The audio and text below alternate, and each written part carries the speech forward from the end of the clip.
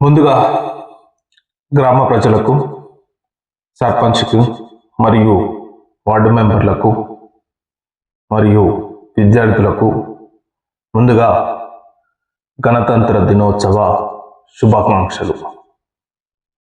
గణతంత్ర దినోత్సవం ఎందుకు జరుపుకుంటాం? అసలు గణతంత్ర దినోత్సవ ప్రాముఖ్యత ఏంది మనం ముందుగా తెలుసుకోవాల్సిన అవసరం ఎంతైనా ఉంది. 1947వ సంవత్సరంలో భారతదేశానికి స్వతంత్రం రావడం జరిగింది ఆగస్టు 15వ తారీఖు రోజు. ఆ తర్వాత 1950 అంటే సరిగ్గా 3 సంవత్సరాలు జనవరి 26వ తారీఖు రోజు రాజ్యాంగం అమలైన రోజు. ఎందుకు రాజ్యాంగం? స్వతంత్రం వచ్చిన తర్వాత భారతదేశ ప్రజలకు ఎలాంటి హక్కులు కల్పించాలి? ఎందుకంటే బ్రిటిష్ ప్రభుత్వంలో భారతదేశ ప్రజలకు ఎలాంటి హక్కులు లేవు. ఫ్రీగా మాట్లాడడానికి ఫ్రీడమ్ ఆఫ్ స్పీచ్ లేదు. నలుగురు గుమిగూడాల్సిన అవసరం వస్తే కూడా అది నేరం కింద పరిగణించే రోజులవి. అలాంటి క్రమంలో భారతదేశ ప్రజలకు స్వతంత్రం వచ్చిన తర్వాత ఒక ప్రజాస్వామ్య హక్కులు కావాలని చెప్పి చాలామంది నాయకులు ఈ రాజ్యాంగాన్ని తయారు చేయాలని చెప్పి అభిలషించడం జరిగింది. మరి రాజ్యాంగం రాయాలంటే అంత ఈజీగా అయ్యే పని కాదు. మరి ఇందులో ముఖ్యంగా మేజర్గా ముఖ్య పాత్ర పోషించింది doctor B R Ambedkar. Doctor B R Ambedkar draft committee chairman మరియు కొన్ని హక్కులకు కూడా ఆయన రాజ్యాంగంలో పొందుపరచడం జరిగింది. సో డాక్టర్ బిఆర్ అంబేద్కర్ మేజర్గా డ్రాఫ్ట్ కమిటీ చైర్మన్గా ఉండి అందరూ ఏదైతే ఏ నాయకులకైతే ఏ బాధ్యతలు ఇచ్చారో ఆ బాధ్యతలను తీసుకొని సక్రమంగా ఉందా లేదా అని చెప్పి ఫైనల్గా డ్రాఫ్ట్ కమిటీలో ఉంచి దాంట్లో కరెక్షన్స్ చేసి ఫైనల్గా రాజ్యాంగ పరిషత్కు పంపివ్వడం జరిగింది. అందరి ఆమోదం తర్వాత రాజ్యాంగం అనేది అమల్లోకి రావడం జరిగింది. ఈ రాజ్యాంగంలో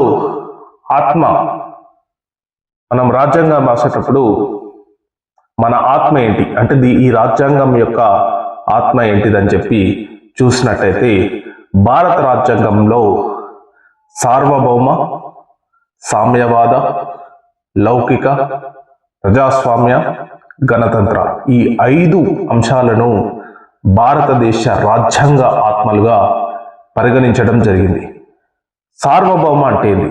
సో భారతదేశం ఎలాంటి దేశాలకు కానీ లొంగి ఉండదు. అంటే వేరే దేశాల ఒత్తిడికి లోను కాదు, స్వతంత్రంగా నిర్ణయాలు తీసుకుంటుంది అని చెప్పి రాజ్యాంగంలో రాయడం జరిగింది. ఆ విధంగా పరిపాలన చేయాలని చెప్పి రాజ్యాంగ నిర్మాతలు ఆశించడం జరిగింది. ఆ తర్వాత సామ్యవాద అంటే భారతదేశ ప్రజలకు సమాన అవకాశాలు ఉండాలి.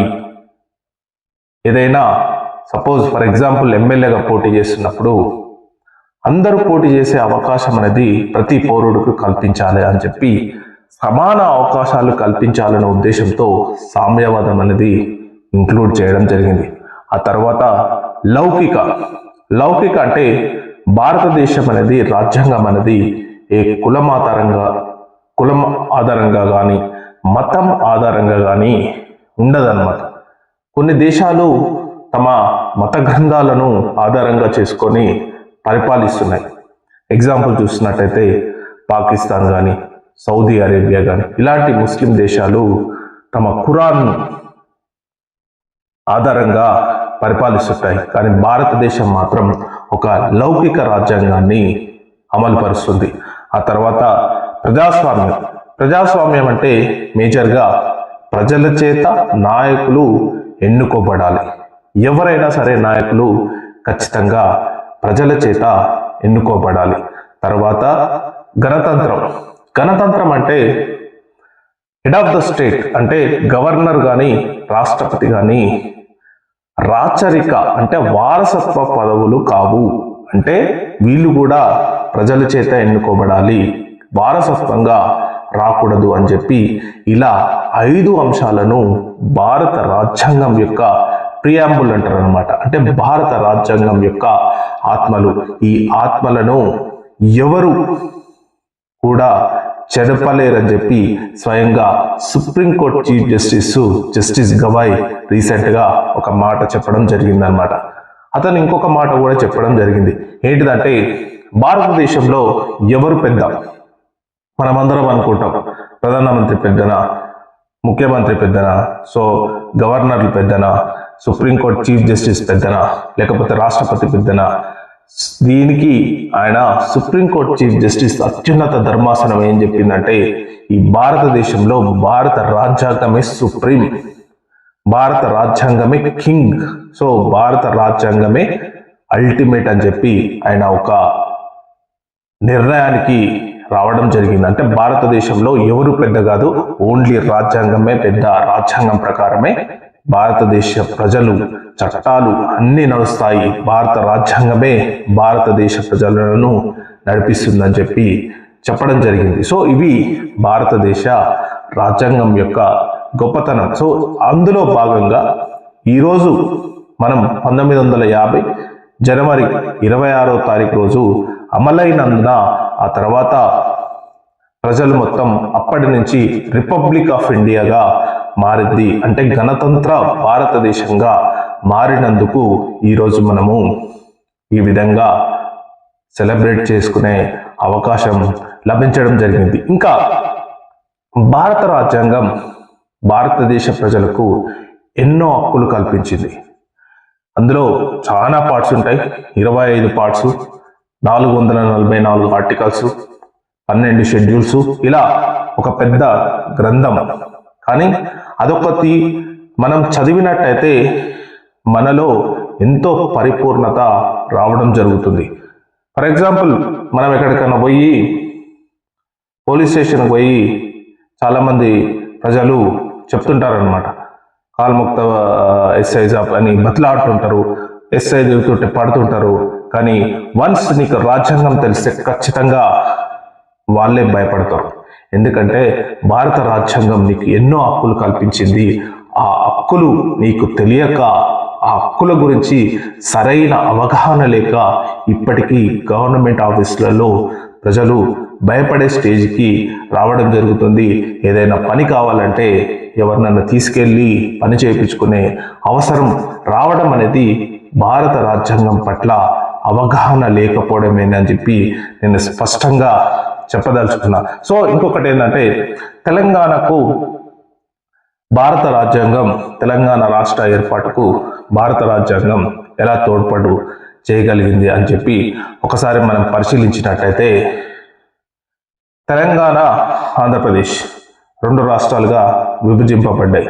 తెలంగాణ కోసం ఎంతోమంది ఉద్యమకారులు ప్రాణాలు వదిలారు, ఎంతోమంది మనం పోరాటం చేశారు, మనందరూ చూసాం.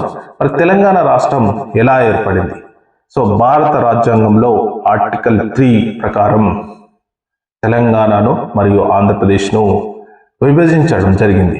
అందులో డాక్టర్ బిఆర్ అంబేద్కర్ తను రాసిన స్టేట్స్ అండ్ మైనారిటీస్ అనే బుక్ ఆధారంగా ఆయన రాజ్యాంగంలో ఆర్టికల్ 3ని పొందుపరిచాడని చెప్పి ఆయన వ్యక్తం చేయడం జరిగింది. ఎందుకంటే స్టేట్స్ అండ్ మైనారిటీస్ అనే బుక్లో ఏం రాశాడంటే మైనారిటీ హక్కులను కాపాడడం అనేది మన ధర్మం. అంటే మైనారిటీ అంటే ఇక్కడ ముస్లిమ్స్ కాదు, ఎవరో క్రిస్టియన్స్ కాదు. అంటే ఒక ఊర్లో ఎక్కువ జనాభా కలిగిన వారు, తక్కువ జనాభా కలిగిన వారు, సపోజ్ ఫర్ ఎగ్జాంపుల్ మగవాళ్ళు ఎక్కువ ఉండి ఆడవాళ్ళ జనాభా తక్కువ ఉంటే అక్కడ ఆడవాళ్ళ యొక్క హక్కులను కాపాడడం అనేది ఒక న్యాయమైన ధర్మంగా ఉండాలని చెప్పి ఆయన ఆర్టికల్ 3లో ఏం చెప్పాడంటే స్టేట్స్కు ఇవ్వకూడదు, అసెంబ్లీకి ఇవ్వకూడదు, ఎందుకంటే మెజారిటీ వాళ్ళు మైనారిటీలను తొక్కేస్తారు, అందుకని చెప్పి ఈ అధికారాన్ని పూర్తిగా పార్లమెంట్కే ఇవ్వాలని చెప్పి ఆయన ఆర్టికల్ 3